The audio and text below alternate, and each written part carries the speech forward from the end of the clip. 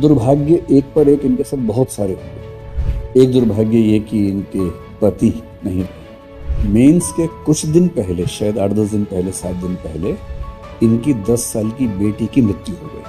परिस्थितियां इतनी आई, उन्होंने मुझे कई बार तोड़ा, मैं कई बार टूटी, कई बार खड़ी हुई, मगर मैंने ये मेरे मन में दृढ़ संकल्प कर रखा था कि मुझे मेरे हस्बैंड को, मेरी दादी सास जो मेरी बाई हैं और मेरी बेटी, उनको प्राउड फील करवाना। गांव के पारिवारिक माहौल से, घरेलू माहौल से निकल के सीधे सिविल सर्वेंट बन जाना, इसीलिए सिविल सर्विस को बोलते हैं जिंदगी में सबसे बड़ा टर्निंग पॉइंट होता है। पूरा गांव बोल रहा है भगवान इनके साथ अच्छा कर दो। तो क्या होता है ना कि जब आपको लगे कि हम खराब स्थिति में हैं, तो ऐसे व्यक्ति को दिमाग में रखिए जो आपसे बहुत खराब स्थिति में था और उसके बाद भी उसने कर दिखाया। कितने बच्चे आए थे आप में से? आप सब नए नए बच्चे हैं, समझ में आ रहा है ठीक से? बढ़िया। और ऐसे बच्चे जो कम से कम एक सेगमेंट और कर चुके हैं इसके पहले, कौन सा विषय पढ़ाते हैं? पॉलिटी। पॉलिटी विकास सर ने पढ़ाया होगा, आया समझ में ठीक से? मस्त एकदम, बहुत बढ़िया। कोई ऐसा बच्चा जिसने कुछ और भी पढ़ा हो पॉलिटी ज्योग्राफी के अलावा? हाँ, क्या पढ़ा आपने? प्रवीण सर ने पढ़ाया, हिस्ट्री पूरी हो गई, समझ में आ गई ठीक से? सवाल पूछो 2-4 सवाल मत पूछो, समझ में आ गया, लेकिन पूछो मत कुछ, है ना? चलिए, मैं भी जब आया तो मुझसे एक व्यक्ति मिलने आए हैं, तो मेरा मन हुआ कि उनको आपसे भी मिलवाता हूं। मिलना चाहेंगे? बुलवाओ उनको, बुलवाओ। उनका परिचय उनके सामने देंगे, अलग से क्या परिचय देना, ठीक है? तो आप इमेजिन कर रहे हैं कौन हो सकता है, अभी आपको बताते हैं कौन है। आप लोग किस साल के एग्जाम की तैयारी कर रहे हैं? जो बच्चे अभी आए हैं, आप कब देंगे एग्जाम? 28 में? अच्छा। और आप कब देंगे भाई साहब सुरज्ञान जी? 31 में? अभी कितने साल के हो? 16.5 साल के हो? वो कह रहे नाबालिग है। इतने छोटे बच्चे भी तैयारी कर रहे हैं आजकल। आप कितने साल के हो भाई? 21 के हो गए? चलो, कब दोगे एग्जाम? अब जो भी आएगा, कब आएगा भगवान जानता है। अब तो वैसे उम्मीद है कि थोड़ा रेगुलर हो जाना चाहिए। आइए आइए आइए, आप उठिए इधर, आपको बड़ा मजा आएगा। आइए,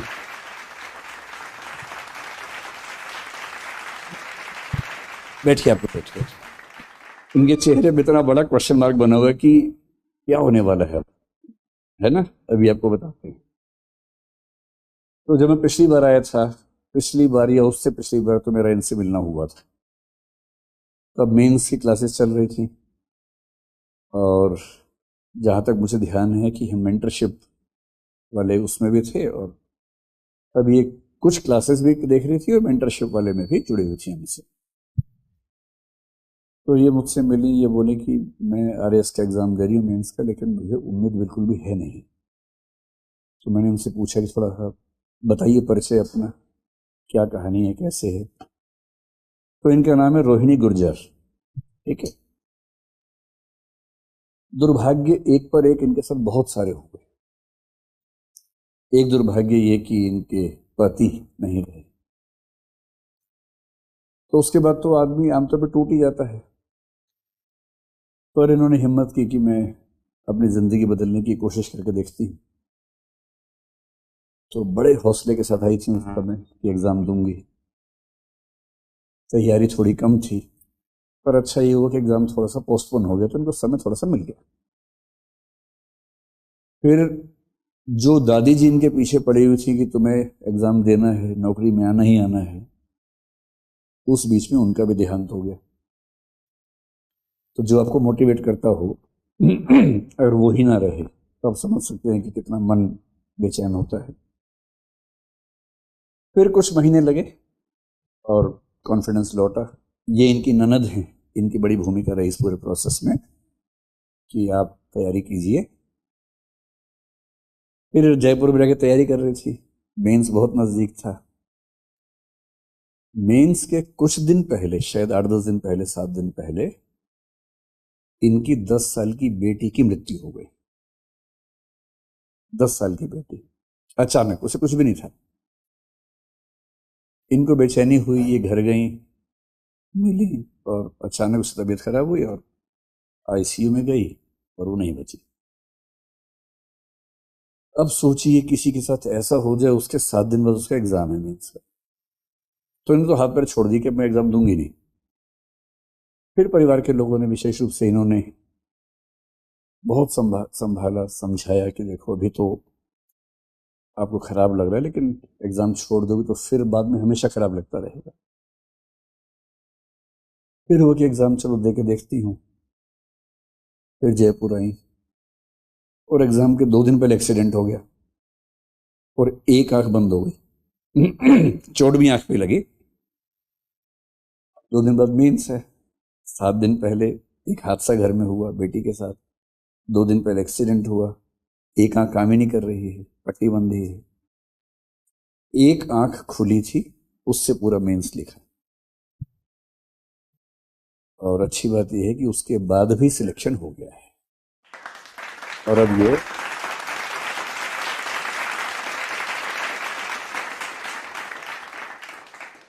राजस्थान कोऑपरेटिव सर्विस में, राजस्थान सहकारी सेवा उसको बोलते होंगे हिंदी में शायद, उसमें इनका सिलेक्शन हुआ है। अभी मेडिकल वगैरह हो रहा है, जल्दी ही ज्वाइनिंग होगी और अभी सीधे एक बड़ी अफसर बनने वाली है। और अच्छी बात यह है कि अभी जो इंटरव्यू वाला प्रोसेस चल रहा है उसमें भी शामिल हुई हैं। इस बार मेंस थोड़ा और बेहतर दिया है। क्या पता कि अगली बार मैं इनका परिचय करवाऊं कि ये आरएस की टॉपर हैं और एसडीएम बन गई हैं, ऐसा कुछ हो गया, क्या पता। ऐसा हो तो कितना मजा आएगा, है ना। तो अभी जब नीचे मिलना हुआ तो मैंने कहा आप आई हैं तो फिर बच्चों से मिल लीजिए। तो जिन जिन को लगता है कि उनकी स्थितियां बहुत खराब हैं, अरे कैसे होगा, तो क्या होता है ना कि जब आपको लगे कि हम खराब स्थिति में हैं, तो ऐसे व्यक्ति को दिमाग में रखिए जो आपसे बहुत खराब स्थिति में था और उसके बाद भी उसने कर दिखाया। और जब जब लगे कि आप बहुत तोप हैं, तो किसी ऐसे तोप को दिमाग में रखिए जो बहुत बड़ा तोप था और कुछ नहीं कर पाया, उससे पैर जमीन पे रहते हैं। और जब लगे कि पैर उखड़ रहे हैं, तब एक ऐसी कहानी याद रखिए कि जो हमसे बुरी स्थिति में था, इससे बुरी स्थिति क्या सोच सकते हैं।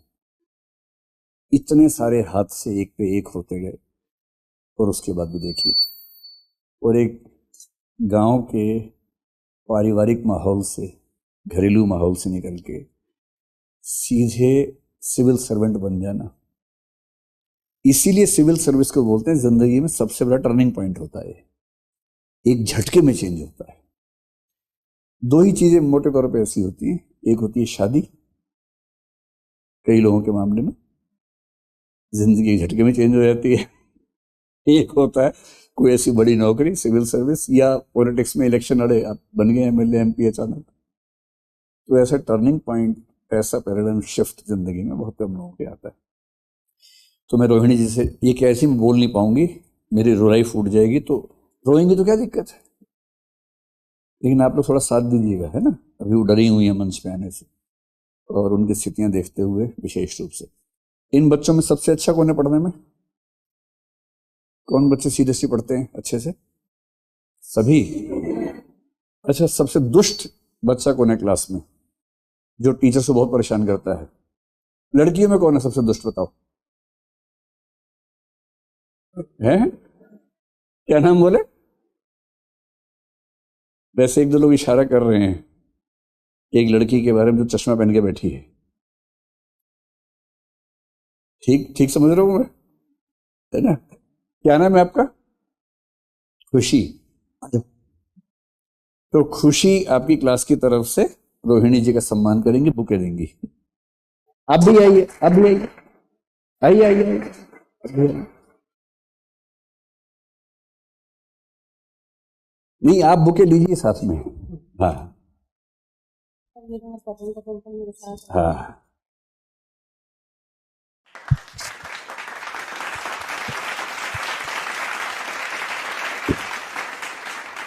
तो खुशी, आपके आसपास जो बैठे हैं आपके दोस्त ना, वो दोस्त नहीं है, वो दुश्मन है।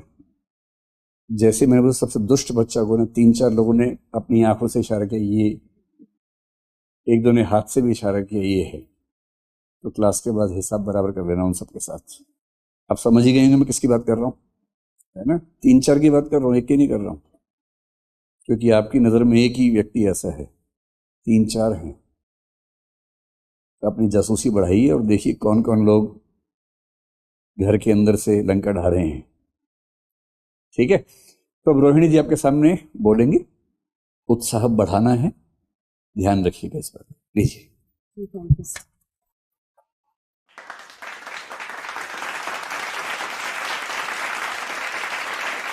सर ने पूरा परिचय तो दे दिया है वैसे आपके सामने मेरे बारे में, और मैं तो इतना ज़्यादा कुछ बोल नहीं सकती हूँ। बस थोड़ा बहुत मैं आपको और बताऊंगी कि आप लोग तो मेरे से बहुत अच्छी स्थिति में हैं। आप लोग अभी ऐसे कहते हैं कि हमें ये प्रॉब्लम्स हो रही है, हमें ये दिक्कतें हो रही हैं पढ़ाई से रिलेटेड, तो मेरे सामने जिन चीज़ों को मैंने फेस किया है, सही में उनसे निकलकर यहाँ तक पहुँचना आसान नहीं था। मैंने कैसे खुद को संभाला है। 2006 में मेरी ग्रेजुएशन हो गई थी, फिर उसके बाद में दोबारा से पढ़ाई को शुरू करना, और हम गांव से आते हैं, गांव का माहौल बिल्कुल विपरीत होता है एकदम। कैसे मैंने अपने आप को संभाला, हस्बैंड की डेथ के बाद में मेरे बच्चों को संभाला, सिंगल पेरेंट्स होने के बावजूद मैं यहाँ तक पहुंची। परिस्थितियां इतनी आई, उन्होंने मुझे कई बार तोड़ा, मैं कई बार टूटी, कई बार खड़ी हुई, मगर मैंने ये मेरे मन में दृढ़ संकल्प कर रखा था कि मुझे मेरे हस्बैंड को, मेरी दादी सास जो मेरी बाई हैं और मेरी बेटी, उनको प्राउड फील करवाना, बस यही लक्ष्य था मेरा। तो आज मैं यहाँ पर हूँ, तो वो जहाँ पर भी हैं, बस मुझे यही खुशी है कि उनको प्राउड हो रहा है कि इसने अपना जो भी सोचा था वो पूरा किया।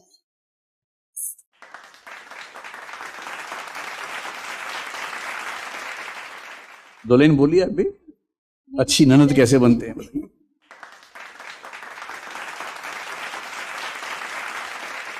मतलब मुझे सच में लगता है मैंने इनको बहुत नज़दीक से देखा है। मैं छोटी सी थी तब इनकी शादी हो गई ना, तो मैं इनकी बेटी की तरह ही रही हूँ।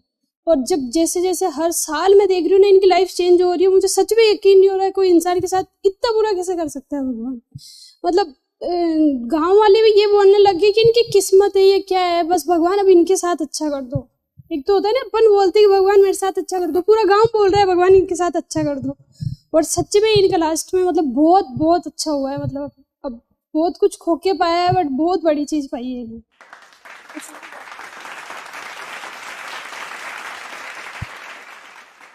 तो अब तो इनके पास आपकी शुभकामनाएं भी अगली बार के लिए, है ना। तैयारी तो है ही, अब तो इतने सारी शुभकामनाएं मिलेंगी तो उसका अलग फायदा होगा। तो मैं चाहता हूं कि जो सीखने की बात है वो ये कि कुछ भी हो जाए, अगर आप खुद को संभाल पाते हैं और परसिवियरेंस के साथ, कंसिस्टेंसी के साथ मेहनत करते रहते हैं, तो देर हो सकती है पर अंधेर छोड़ना है। तुम्हें तो चीज़ें हाथ में आती ही हैं। ठीक है, तो अभी आप पढ़ाई कीजिए और फिर मैं जब अगली बार आऊँगा तो विस्तार से आपसे बात करूँगा। बहुत शुभकामनाएं।